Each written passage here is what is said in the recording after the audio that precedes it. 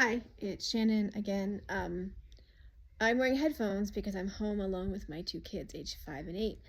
Um, but I thought I would do a check-in. I didn't do one yesterday. Um, I can see the reflection in my glasses. So I was just gonna say that I'm home with my kids, and this morning my husband slept in. My son wakes up at dawn every day.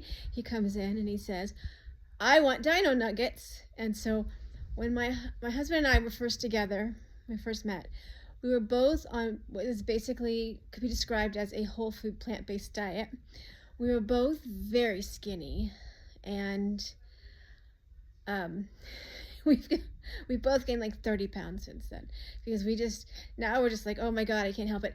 And I can't, there's not enough time in the day to make 3 square meals from scratch every day. I can't do it. And so last year, it was going into summer vacation for my kids, and I've been trying to do that forever, and I kept slipping. Right, I'm holding up the sky, and I said to him, that's why I have headphones. And I said that I have headphones on because they're very loud. I said to my husband, I went to Sam's Club and I bought a case of mac and cheese, and I said, I can't do it.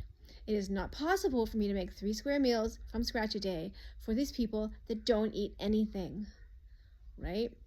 And so now my husband, he's like, oh my gosh, he wants Dino Nuggets, because of course I bought him a case of Dino Nuggets, and the big box at Sam's Club, right?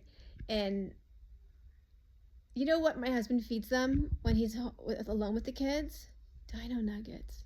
But still, my son comes in, and my husband's just like, oh my god, Dino Nuggets. Why is he in here? He's like, go out there.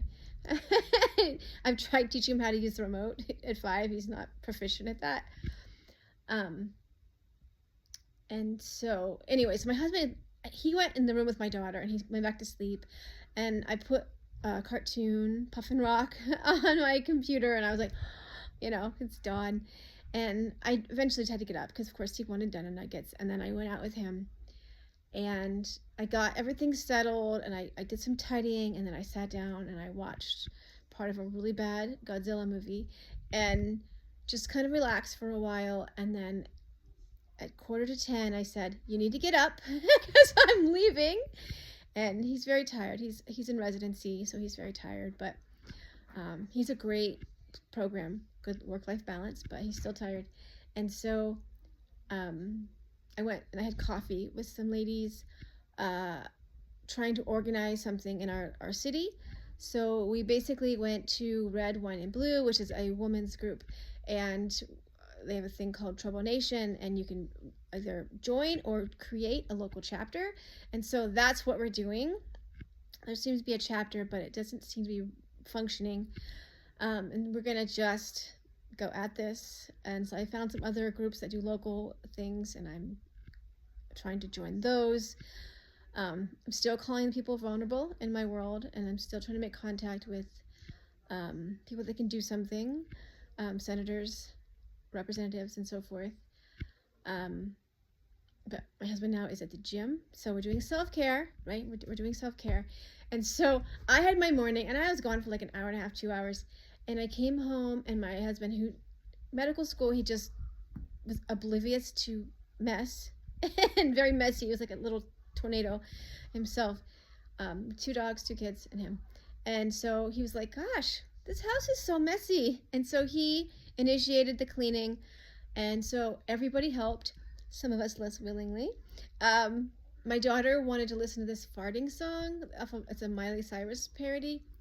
And so she cleaned the house so she could listen to that song. And so whatever it takes, I guess, whatever it takes. And so now I'm home alone with them, and I try to play Sushi Go. It's a really fun card game.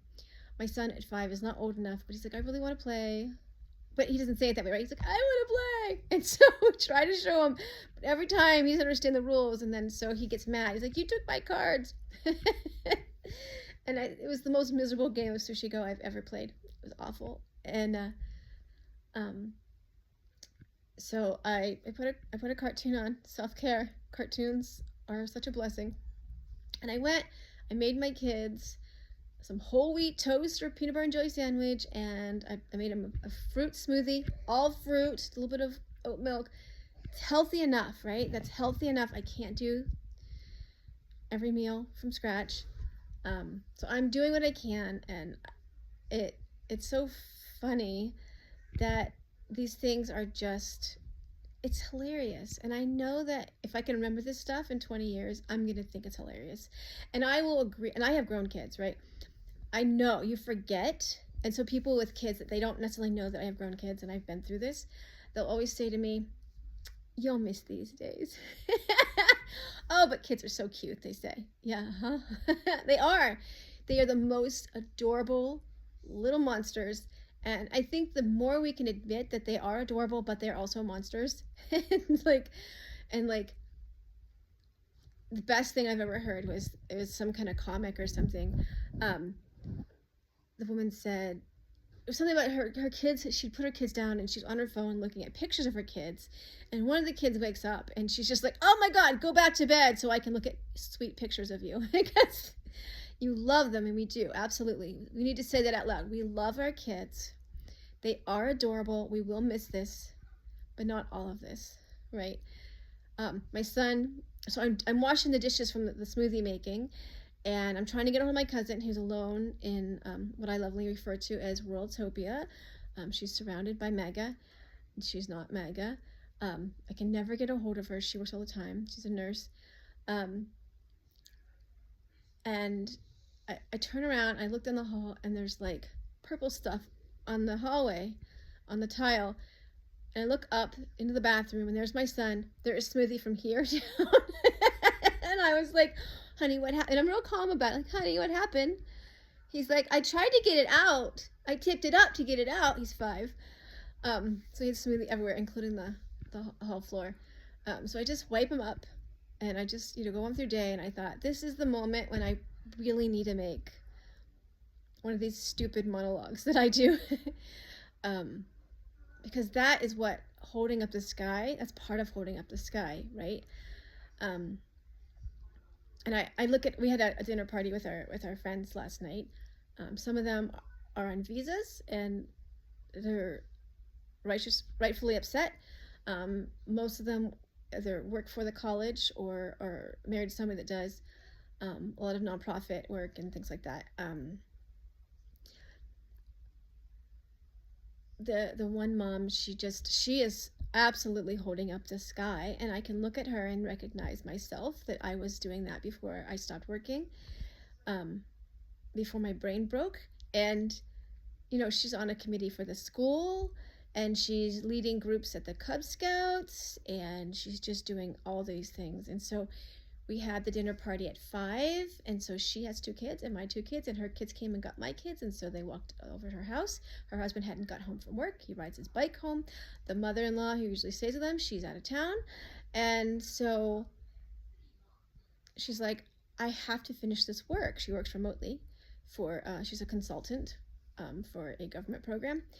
And so she's not a federal employee, so she's not necessarily at risk. But she's like, I don't want to mess anything up because I don't want, I need my job. I can't hurt that. And so she's like, I have to go. She's like, it doesn't mean anything that I tell them that I have people coming to my house right now. and then before our evening was over, we were there for about 2 hours, 2.5, maybe 3.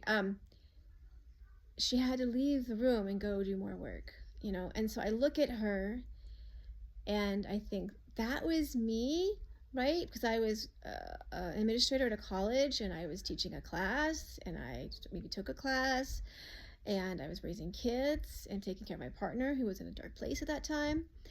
And that people often call it burnout, and I just don't think it's burnout. I think the book Real Self-Care, again, I don't remember her name. Real Self-Care, though, I read it until I got to the part where she said you need to set boundaries, and I was like, what are boundaries? I didn't know. But she's right. You have to figure out what is self-care for you, and it is not our fault that we don't have a social safety net, that women are our social safety net, and some men, there's definitely men doing that too. But by and large, most women are. So not all men are a social safety net holding the sky up. some men are, but like by and large, if there's a woman with kids or running some group, she's holding up the sky. And I think we need to recognize this, that there isn't adequate daycare in our country. And if daycare is too expensive, right? When we were paying for daycare for 2 kids, it was like, I think it was close to double our mortgage or something ridiculous. Although I will also say that I've had 2 sets of kids. And so I'm sorry, 20 years ago, I paid the same hourly wage to my daycare, my in-home care, or in their home, not my home, as I paid this time. They're not making too much. We are not putting money into that. We don't get the hours we need. We don't have family leave. And I was telling somebody today, like I worked at a college, a couple colleges ago. I had just had a baby, and I had him by C-section on a Wednesday. I had a really difficult labor and delivery. I was released from the hospital on a Saturday, and I went to work on Monday because I was an administrator, and if I didn't do my job, it wouldn't get done. And so there you go, holding up the sky. And my college said, you can't take FMLA if you don't do it full time. It went before the board, and they were like, nope, even because we can't treat administrators different than we treat professors, faculty. So faculty can't teach class and not do office hours. That was their reasoning. Complete bullshit, right? And so they told me I was not allowed to do FMLA unless I would do it full time. And as an administrator, I couldn't do it full time. So I was able to use some leave. And so it technically worked out for me, but like I said, how can that be legal that you can restrict my FMLA? But I worked at a college before that, and they had gotten, it was like a class action lawsuit because they weren't doing it correctly. So apparently you just do it and let it go. We don't have adequate access to health care. And if you don't know this, all other industrialized nations have family leave. They have universal health coverage. Their taxes might be slightly higher than what you pay, right? But I added it up when I was working. If you added up my premiums, my co-pays, and my taxes, I was paying a higher percentage of my income to have insurance. Do you get that? Like, if you add up, go figure this out. Add up your co-pays, or maybe even forget the co-pays. Just add up your premiums, your premium and your taxes. And what percentage of your income is that? It's not. It's much higher than you think it's going to be. So if we just had universal health coverage, and I just paid higher taxes, right? I would rather do that than be nickeled and dimed and have to call the insurance company to make sure something's paid because it wasn't. I had out-of-state insurance for a while, and the code that the numbers they used was 1 digit off, and so the billing departments couldn't figure it out. I think you had to add a 0 at the beginning or something, and a lot of the billing people were just like, yeah, we're not going to deal with that. And so I would have appointments, like I had severe incontinence. I had a really bad labor and delivery, and then a C-section. I had problems with going to the bathroom afterwards, and then months later I had blood in my urine. I don't mean minuscule amounts. I mean, you could see it. It was pink, and I couldn't get into a urologist because she's like, yeah, I'm not going to deal with your insurance. And it was like, you can just pay $200, whatever the fee was. That was after waiting for months to get in. Yeah. And if you think, oh, well, there's longer wait times in Canada. They have to wait a long time. I moved out of state, and so I was 40-something trying to get pregnant, and I have issues with my thyroid. I have Hashimoto's, and that can cause problems with pregnancy. And so I needed to see an endocrinologist. And this was April, and they were like, okay, well, we'll see you in September. And I was stopping my birth control at that time. It's not like I had like years to wait, right? Like you have a limited amount of time. And so I had to wait till September to even see the endocrinologist to make sure that, does that make sense? I'm still waiting. And so if you're worried about wait times, think about why there'd be a longer wait time. I'm not saying there even would be. We already have wait there's always these waits. We wait months. When I went to see the endocrinologist in the city I am, they said, okay, we'll see you in 15 months. Like, I'm not kidding. I found an endocrinologist out of state in the meantime. I finally got in to see him. If there was a longer wait time to get in to see a specialist or a doctor, it's because more people get to see the doctor. So when you say, I don't want to have a longer wait time, what you're saying is, I don't want millions of people to be able to see a doctor because I don't want to wait as long. The answer isn't to keep millions of people out of the system. The answer is to have more doctors. So we could easily fix that, right? Send more people to medical school.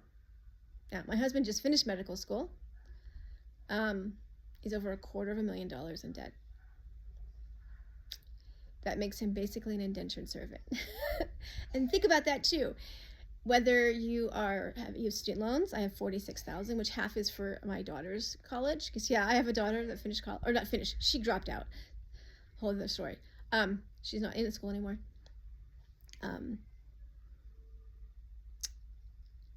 Or even if I put tuition on my credit card.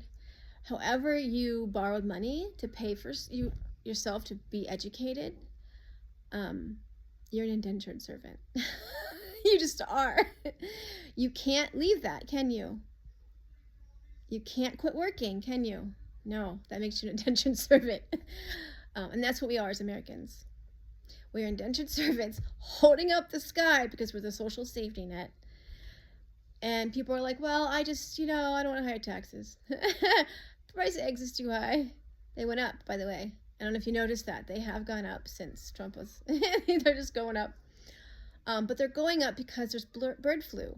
And we also realize that he's stopping communication from researchers and scientists. Is that going to help the problem with the bird flu? No.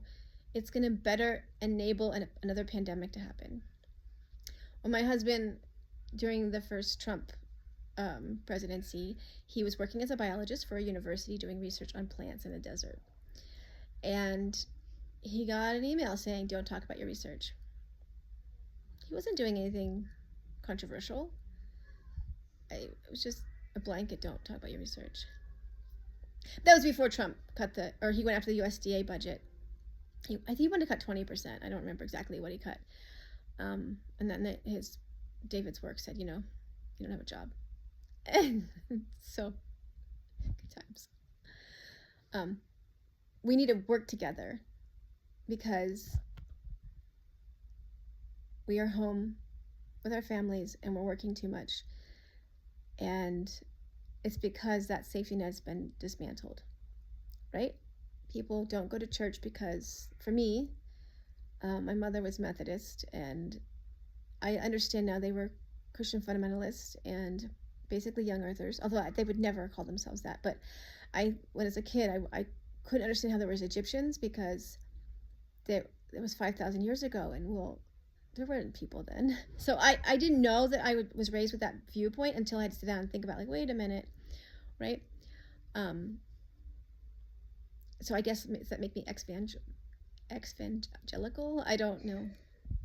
It doesn't make me against religion, but it makes me weary and wary. Wary. I'm definitely weary too. We don't have those things. Those churches aren't available to us, right? Because we were hurt by the hypocrisy of the churches of our youth, or the ones that stand up there and say that Jesus holds a gun and doesn't feed the poor, which is not. If you think that's true, you should go read the Bible.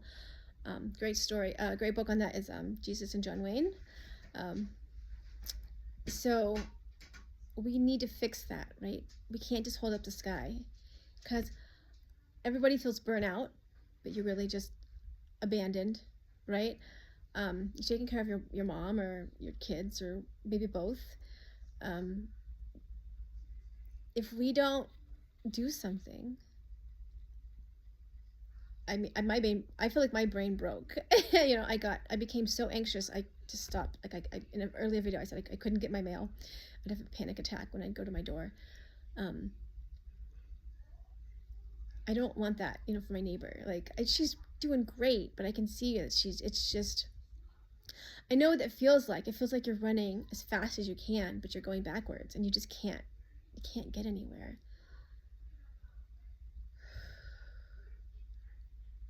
So I breathe in, I breathe out, and I just be. And I try to bring it down, and I try to organize as much as I can, and I sit down and I try to write 5 pages a day on my novel. I couldn't work on the gut-wrenching generational trauma one yesterday, but I worked on the other one because it wasn't in me.